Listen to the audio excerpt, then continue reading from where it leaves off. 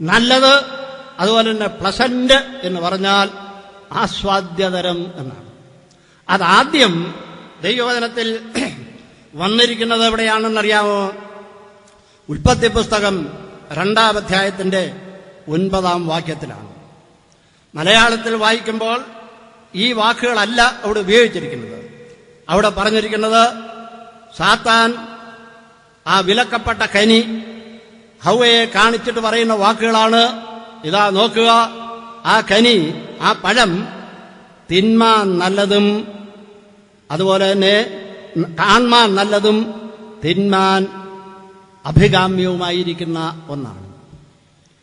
അത് കാണാൻ നല്ലതാണ്, അതുപോലെ തന്നെ തിന്നാനും നല്ലതാണ്.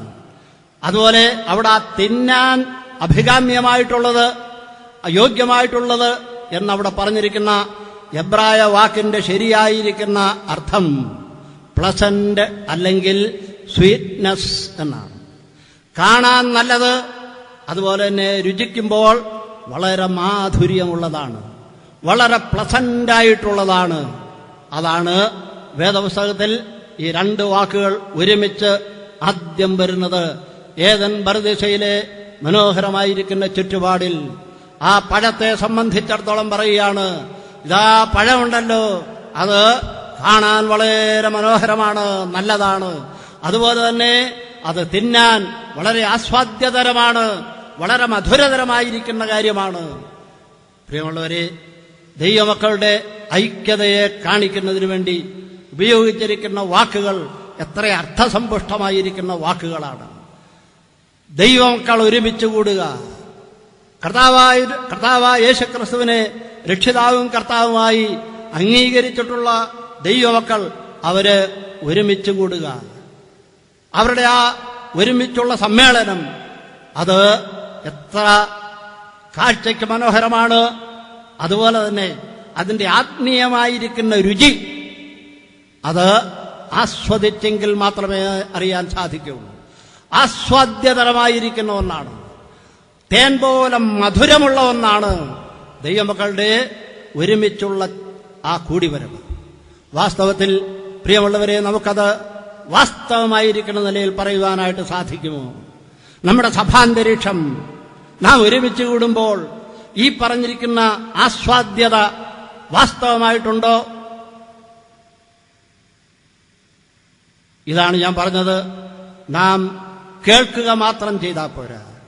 ഈ കാര്യങ്ങൾ നമ്മുടെ സഭാതലത്തിൽ, നമ്മുടെ സ്വന്തം ജീവിതത്തിൽ പ്രാവർത്തികമായി തീരേണ്ടുന്നത് ആവശ്യമാണ്. 132-ാം സങ്കീർത്തനം, അതിന് തൊട്ട് മുമ്പുള്ള സങ്കീർത്തനമാണല്ലോ. അതിലെ വിഷയം അറിയാമോ? അതൊന്ന് ഓടിച്ചു വായിച്ചു നോക്കിയാൽ മനസ്സിലാക്കാൻ സാധിക്കും. ദൈവസ്നേഹം എന്നുള്ളതാണ്. 133-ാമത്തെ സങ്കീർത്തനത്തിലെ വിഷയം സഹോദര സ്നേഹം എന്നുള്ളതാണ്. ഇത് രണ്ടും ഒന്ന് ഏകോപിപ്പിക്കണേ. ഒന്നാമത്തത് ദൈവസ്നേഹം. ദൈവം നമ്മെ സ്നേഹിക്കുന്നു, നാം ദൈവത്തെ സ്നേഹിക്കുന്നു. അതുപോലെ തന്നെ രണ്ടാമത്തത് 133-ാം സങ്കീർത്തനത്തിൽ സഹോദര സ്നേഹം. പ്രിയമുള്ളവരെ, ഇത് രണ്ടും അവിഭാജ്യങ്ങളായിരിക്കുന്ന 2 ഘടകങ്ങളാണ്. ഞാനിങ്ങനെ ഒരു ദൃഷ്ടാന്തം പറയട്ടെ. ദൈവസ്നേഹം, ആ ദൈവസ്നേഹം കേന്ദ്രമാക്കി ഒരു കോമ്പസ് കൊണ്ട് ഒരു വൃത്തം വരയ്ക്കുകയാണെങ്കിൽ ആ വൃത്തത്തിന്റെ പരിധിയുണ്ടല്ലോ, ആ പരിധിക്ക് വേണമെങ്കിൽ നമുക്ക് പേര് പറയാം, അത് സഹോദര സ്നേഹമാണ്.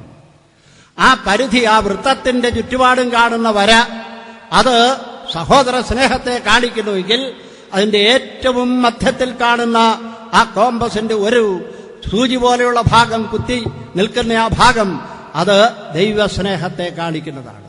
ഈ ദൈവസ്നേഹമില്ലാതെ പരിധി ഉണ്ടാവുകയില്ല, പരിധിയില്ലാതെ കേന്ദ്രം ഉണ്ടാവുകയില്ല. ഇത് അന്യോന്യം അനുപൂരകങ്ങളാണ്. ദൈവസ്നേഹവും സഹോദര സ്നേഹവും ഈ നിലയിൽ നാം മനസ്സിലാക്കേണ്ടുന്ന കാലം അതിക്രമിച്ചിരിക്കുകയാണ്. ഇന്ന് പലരും പറയാറുണ്ട്, ഞാൻ ദൈവത്തെ സ്നേഹിക്കുന്നുണ്ട്.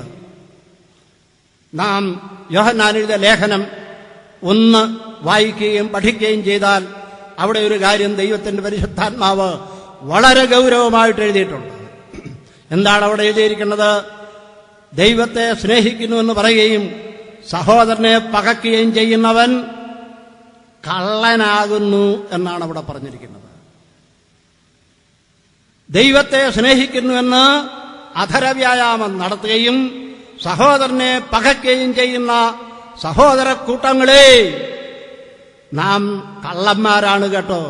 എന്റെ ഭാഷയല്ല, ദൈവവചനത്തിലെ വാക്കുകളാണ്. ഞാനത് അതുപോലെ പറഞ്ഞു എന്ന് മാത്രമേ ഉള്ളൂ. ഇങ്ങനെയുള്ള കള്ളന്മാരുടെ കൂട്ടമാണ്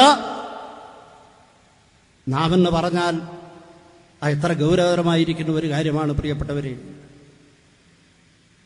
ദൈവസ്നേഹം അതിന്റെ സെന്ററായിരിക്കണം, അതിന്റെ പരിധി സഹോദര സ്നേഹമായിരിക്കണം. ഇത് രണ്ടും ഒരുമിച്ചേ പോവുകയുള്ളൂ. ദൈവത്തെ സ്നേഹിക്കുന്നുണ്ടെങ്കിൽ, ദൈവസ്നേഹം വാസ്തവമായി നമ്മുടെ ഹൃദയങ്ങളിൽ ഉണ്ടെങ്കിൽ നിശ്ചയമായിട്ടും സഹോദര സ്നേഹം ഉണ്ടാകും എന്നുള്ളതിന് യാതൊരു സംശയവുമില്ല. സഹോദര സ്നേഹം ഉണ്ടെങ്കിൽ ദൈവസ്നേഹവും ഉണ്ട്. ഇതിലേതെങ്കിലും ഒരെണ്ണം മാത്രമായിട്ടുണ്ടാവുകയില്ല. ഇത് രണ്ടും ഒരുമിച്ച് സംജാതമാകണം. എങ്കിൽ മാത്രമേ അതിന് വാസ്തവമായിരിക്കുന്ന നിലയിലുള്ള രീതി നമുക്ക് മനസ്സിലാക്കാൻ സാധിക്കുകയുള്ളൂ. കേവലം ഒരെണ്ണം മാത്രമുണ്ട് എന്ന് സ്വയം പറഞ്ഞതുകൊണ്ട് മാത്രം കാര്യം ശരിയാവുകയില്ല. ഞാൻ പറഞ്ഞ കാര്യം വളരെ വ്യക്തമായി ഗ്രഹിക്കുന്നുണ്ട് എന്ന് ഞാൻ മനസ്സിലാക്കുകയാണ്. പ്രിയമുള്ളവരെ, ആ നിലയിൽ ദൈവസ്നേഹം, ആ ദൈവസ്നേഹത്തിൽ നിന്നാണ് സഹോദരന്മാർ ഒരുമിച്ച് കൂടേണ്ടത്. ഇന്ന് നമ്മുടെ കൂടിവരവുകളിൽ പലപ്പോഴും ആ സഹോദര സ്നേഹം പലപ്പോഴും ഇല്ലാതെ വരികയാണ് ചെയ്യുന്നത്. നാം ദൈവസ്നേഹം ഉണ്ടെന്ന് പറയുന്നേ ഉള്ളൂ. വാസ്തവമായിരിക്കുന്ന നിലയിൽ വാസ്തവമായിരിക്കുന്ന ദൈവസ്നേഹം റോമാലേഖനം 5-ാം അധ്യായത്തിൽ നാം വായിക്കുന്നുണ്ടല്ലോ. ദൈവസ്നേഹം പരിശുദ്ധാത്മാവിനാൽ നമ്മുടെ ഹൃദയങ്ങളിൽ പകരപ്പെട്ടിരിക്കുന്നു എന്നാണ് പറഞ്ഞിരിക്കുന്നത്. ആ ഹൃദയങ്ങളിൽ പകരപ്പെട്ടിരിക്കുന്ന ദൈവസ്നേഹം, ആ ദൈവസ്നേഹത്തിന് ഉപയോഗിച്ചിരിക്കുന്ന വാക്കെന്താണെന്നറിയാമോ? ശരിയായിട്ടുള്ള അഗപ്പേ സ്നേഹം. നമ്മൾ തമ്മിലുള്ള സഹോദര സ്നേഹമല്ല, ഭാര്യയും ഭർത്താവും തമ്മിലുള്ള സ്നേഹമല്ല, വാസ്തവമായിരിക്കുന്ന ദൈവസ്നേഹം.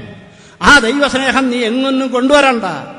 ആ ദൈവസ്നേഹം നിന്റെ ഹൃദയാന്തരാളത്തിൽ ദൈവത്തിന്റെ പരിശുദ്ധാത്മാവ് പകർന്നു തന്നിരിക്കുകയാണ്, ധാരാളമായി പകർന്നു തന്നിരിക്കുകയാണ്. ആ പകർന്നു തന്നിരിക്കുന്ന ദൈവസ്നേഹം അത് നമ്മൾ മറ്റുള്ളവരെ കാണിക്കുക, അത് നമുക്കൊന്ന് പ്രായോഗികമാക്കണം. ഇത്ര മാത്രമേ ഉള്ളൂ. നാം ഒന്നും ചെയ്യേണ്ട കാര്യമൊന്നുമില്ല. നാം ഒന്നും അധ്വാനിച്ച് ദൈവസ്നേഹം ഉണ്ടാക്കണ്ട. നാം അധ്വാനിച്ച് ദൈവസ്നേഹം ഉണ്ടാക്കണ്ട. അത് വളരെ വ്യക്തമായി ദൈവത്തിന്റെ പരിശുദ്ധാത്മാവ് നമ്മുടെ ഹൃദയങ്ങളിൽ ധാരാളമായി ധാരാളമായി പകർന്നു തന്നിരിക്കുകയാണ്. പ്രിയമുള്ളവരെ, ഈ ദൈവസ്നേഹമില്ലാതെ നമ്മുടെ സഹോദര ഐക്യം അത് ശരിയായിരിക്കുന്ന നിലയിൽ വീണ്ടെടുക്കുവാനായിട്ട് നമുക്കൊരിക്കലും സാധിക്കില്ല. ഈ സഹോദര സ്നേഹവും അതുപോലെ തന്നെ സഹോദരന്മാരുടെ ഒത്തൊരുമിച്ചുള്ള ആ ഐക്യവും, ഇത് തമ്മിലുള്ള ബന്ധം ഞാൻ ഇങ്ങനെ പറഞ്ഞു. എന്നാൽ അതോട് ബന്ധിച്ച് ഞാൻ ഒരു കാര്യം കൂടെ സൂചിപ്പിക്കട്ടെ. കൊരിന്ത്യർക്ക് എഴുതിയ ലേഖനം, 1-ാം ലേഖനം, അതിന്റെ ആദ്യ ഭാഗത്ത് നമുക്കറിയാം ആ സഭയിലെ പ്രശ്നം എന്തായിരുന്നു. പലപ്പോഴും കൊരിന്ത് സഭയിലെ പ്രശ്നം അത് അന്യഭാഷ സംസാരിക്കുന്നത്, അതുപോലെ തന്നെ പ്രവചനവരം, ഈ നിലയിലുള്ള ചില വരങ്ങളോടുള്ള ബന്ധത്തിലാണെന്ന് പെട്ടെന്ന് നമ്മളങ്ങ് വിധി എഴുതും. വാസ്തവത്തിൽ ആ ലേഖനം മനസ്സിരുത്തി ഒന്ന് പഠിക്കുമ്പോൾ എനിക്ക് നിങ്ങൾക്കും മനസ്സിലാക്കാൻ സാധിക്കും. കൊരിന്ത് സഭയിലെ പ്രശ്നം അന്യഭാഷാ ഭാഷണമായിരുന്നില്ല, പ്രവചനപരമായിരുന്നില്ല, അതുപോലെയുള്ള മറ്റു ചില പ്രശ്നങ്ങൾ അവിടെ ഉണ്ടായിരുന്നു. അതൊക്കെ ഉണ്ടായിരുന്നു. പക്ഷേ വാസ്തവമായിരിക്കുന്ന നിലയിൽ കൊരിന്ത് സഭയിലെ പ്രശ്നം എന്തായിരുന്നെന്നറിയാമോ? ആ പ്രശ്നം 1-ാമത്തെ അധ്യായത്തിൽ പറഞ്ഞിട്ടുണ്ട്. കൊരിന്ത് സഭ ഒന്നേ ഉണ്ടായിരുന്നുള്ളൂ, പക്ഷെ അവിടെ 4 പക്ഷക്കാരാ. ആ വാക്ക് തന്നെയാണ് അവിടെ ഉപയോഗിച്ചിരിക്കുന്നത്. അവിടെ 4 പക്ഷക്കാരാണ്. ഒരു കൂട്ടർ പറയുന്നത് ഞങ്ങള് പൗലോസിന്റെ പക്ഷക്കാരാണ്, ഞങ്ങൾ അപ്പല്ലോസിന്റെ പക്ഷക്കാരാണ്, ഞങ്ങൾ കേഫാവിന്റെ പക്ഷക്കാരാണ്, 4ാമത് ഞങ്ങൾ ക്രിസ്തുവിന്റെ പക്ഷക്കാരാണ്. 4 പക്ഷക്കാരാ. സഭയൊന്നേ ഉള്ളൂ. എന്നിട്ട് അപ്പോസ്തലനായ പൗലോസ് വളരെ ഗൗരവമായിരിക്കുന്ന 3 ചോദ്യങ്ങൾ ചോദിക്കുന്നുണ്ട്. പ്രിയമുള്ളവരെ, നാം ആ ചോദ്യങ്ങൾ പലപ്പോഴും ഇങ്ങനെ ചോദിച്ച് വായിച്ചങ്ങ് വിടുകയല്ലേ ഉള്ളൂ. ഈ 4 പക്ഷക്കാരെ കുറിച്ച് പറഞ്ഞു കഴിഞ്ഞതിന് ശേഷം അപ്പോസ്തലനായ പൗലോസ് വളരെ ഗൗരവത്തോടുകൂടെ പറയുകയാണ്, is Christ divided for you? ക്രിസ്തു നിങ്ങൾക്ക് വേണ്ടി വിഭാഗിക്കപ്പെട്ടിരിക്കുന്നുവോ എന്ന് പറഞ്ഞാൽ എന്താ അർത്ഥമെന്നറിയാമോ? സഭയിലെ ഭിന്നപക്ഷം എന്ന് പറയുന്നത്, സഹോദരന്മാരുടെ മധ്യത്തിലുള്ള ഭിന്നപക്ഷം എന്ന് പറയുന്നത് കർത്താവായ യേശുക്രിസ്തുവിന്റെ വ്യക്തിത്വന്മേലുള്ള ഒരു കടന്നാക്രമണമാണ്. It is a great sin against the personality of our lord Jesus Christ. നമ്മുടെ കർത്താവായ യേശുക്രിസ്തുവിന്റെ വ്യക്തിത്വം, ആ വ്യക്തിത്വത്തിന്മേലുള്ള ഒരു കടന്നാക്രമണമാണ് സഭയിലെ ഭിന്നപക്ഷം എന്ന് പറയുന്നത്. അതാണ് പൗലോസ് ചോദിക്കുന്നത്, ക്രിസ്തു വിഭാഗിക്കപ്പെട്ടിരിക്കുന്നുവോ? നമ്മൾ പലപ്പോഴും സഭയിലെ ഭിന്നപക്ഷം, ഒരു കൂട്ടരും അല്ലെങ്കിൽ അവർ വേറെ അങ്ങ് മാറിക്കോട്ടെ, അവർ വേറൊരു കൂടിവരവായിട്ട് പൊക്കോട്ടെ, കുഴപ്പമില്ല, ആ ഒരു നിലയിൽ വളരെ ശാന്തമായിരിക്കുന്ന നിലയിൽ ഒരു തണുത്ത മനോഭാവത്തോടുകൂടി നാം ഈ സഭയിലെ ഭിന്നപക്ഷത്തെക്കുറിച്ച് ചിന്തിച്ചു പോകരുത്. വളരെ ഗൗരവത്തോടുകൂടെ ചിന്തിക്കണം. ഒന്നാമത്തെ ചോദ്യം, ക്രിസ്തു നിങ്ങൾക്ക് വേണ്ടി വിഭാഗിക്കപ്പെട്ടിരിക്കുന്നുവോ? അപ്പോൾ ഈ സഭയിലെ വിഭാഗീയത എന്ന് പറയുന്നത് it is a great sin against the personality of Christ. യേശുക്രിസ്തുവിന്റെ വ്യക്തിത്വത്തിന്മേലുള്ള ഒരു